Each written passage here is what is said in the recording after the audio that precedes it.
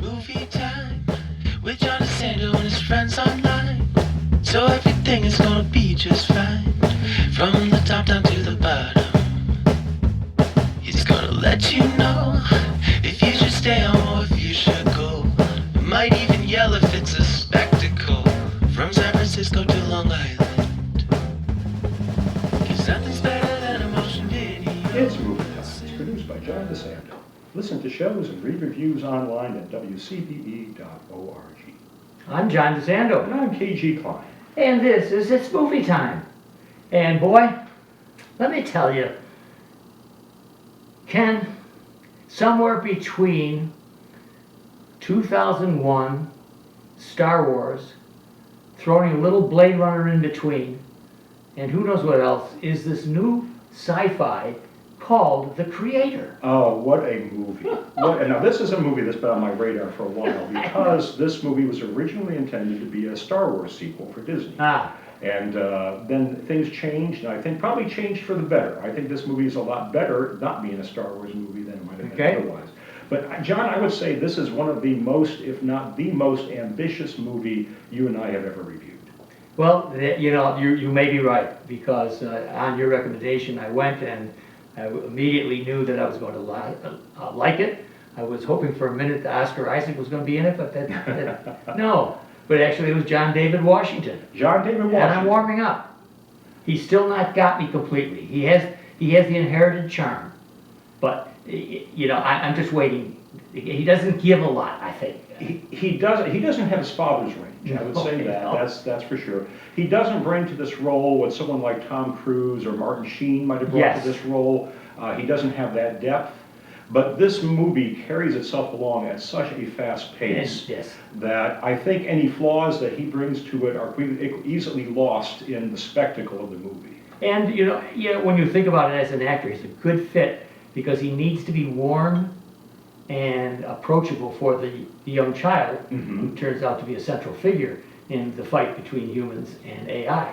This is a monumental 2.5-hour, 40-minute movie. It almost plays more like a mini-series than a movie. There's so much going on.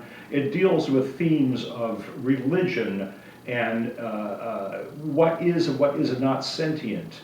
And the foundations of theology is all wrapped up in a movie that is just as much a war movie as Saving Private Ryan. If I'm going to sum this movie up, for folks who liked Blade Runner and Avatar, this is Blade Runner and Avatar and Saving Private Ryan all kind of thrown in together. It is a movie that has Blade Runner's elements about the semi-sentient, or are they sentient, replicants. Yeah, who is Harrison Ford? Yeah, we minus, what is Harrison Ford? But minus Harrison Ford, of course, and much more of the action combat that you saw in Avatar in this movie. Yeah, my usual complaint for movies, and it has to be for this one, too many explosions, too much rifle. You know, all that is taking time away from what they need to do is even deeper characterization. And we're lucky we got what we did from Joshua, that's Washington's role, and for the little child who is in fact a charmer. Oh, she is absolutely fantastic. 6 years old. 6 years old. She captures your hearts, and she is one of the, what they call sentient symbols. Yeah, I think that's a good word. She is an AI. She's a bot. Her name is Madeline Una Voiles, is the actress, the young actress. And she does a wonderful job with this. In fact, everybody in this cast does a very good job with what they're given. There is, as you said, a lot of explosions, a lot of distractions, a lot of huge battles using CGI, of course. It has elements of the Vietnam War in it.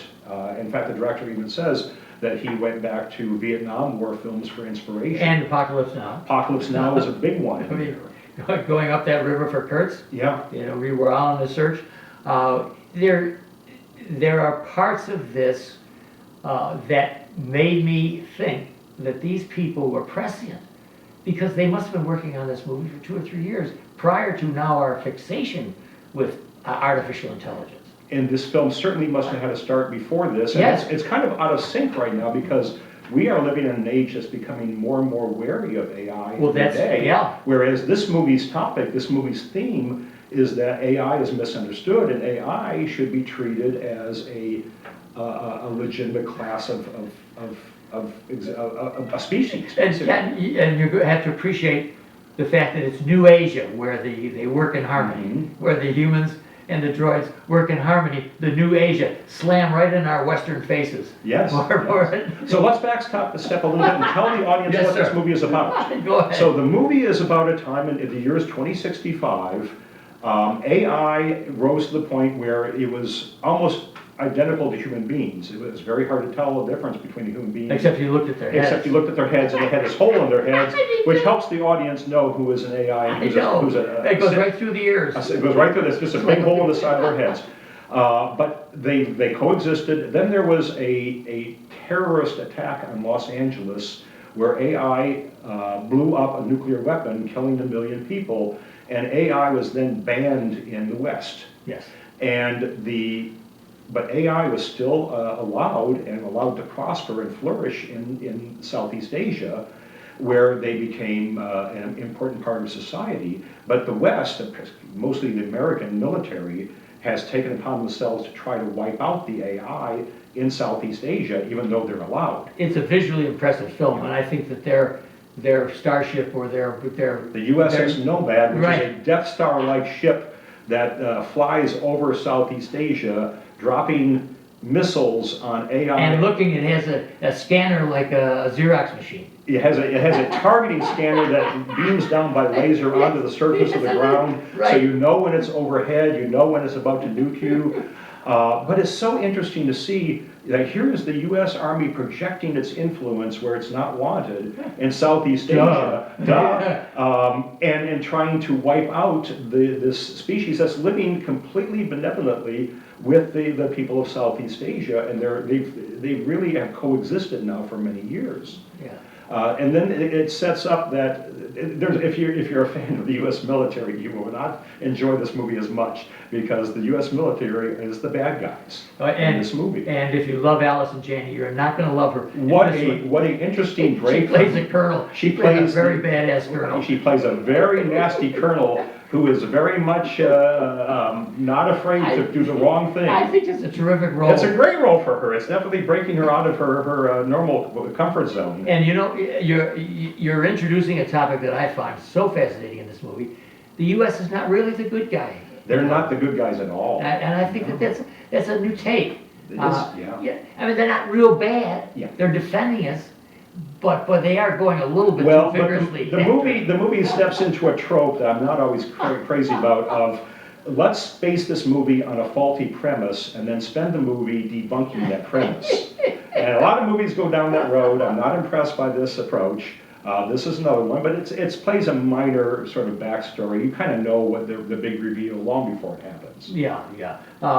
So, where do you think the fault is? As we're getting toward the end of our show, you know, we've both been pretty exuberant about this. But where's the fault? Okay, the movie does have flaws, and you could easily pick apart this film. You could say, well, how come they weren't able to take this giant ship out from the ground with all this technology that everybody has? You could say, how is the U.S. military allowed to operate with impunity in a foreign nation that obviously has the ability to defend itself? How is the politics at home in America putting up with this to begin with? Good ones. But you know what? The spectacle of this movie is so great that it kind of sweeps all those to the side, and you're just left in the seat along for the ride. And this is definitely a thinking movie. Yeah. Like Blade Runner and like Apocalypse Now, you will come away from this movie thinking a lot about what you saw. And from my point of view, it actually turns out to be a family film. Because... Do you really I'm going to say... Well, I'm not saying that you bring the kids. No. A family film in the theme that you and I have talked about many times on these superhero films. Oh. Where it's always the father looking for the daughter. It's always a family connection that is the end game. It is all of that, but I would say that this movie probably should have gotten an R rating. Not for language, but for excessive war violence. Okay. Because you see heads blowing off and people being blown to bits. But they cut so quick. And they do cut quickly, but I would not encourage this for anybody under 14. All right, G Kline, The movie is The Creator. The Creator. Right. An epic science fiction film, in some ways better than Blade Runner. If you like Blade Runner, if you liked Avatar, this is a movie for you. I want to join in with you and say I think it's better than Blade Runner in the sense that Blade Runner is so dark and is so ambiguous. Blade Runner is one of the greatest production values and production design in movie history. But when you peel that away and you go to the story, it's kind of an ant movie. It's movie time with John DeSando and his friends on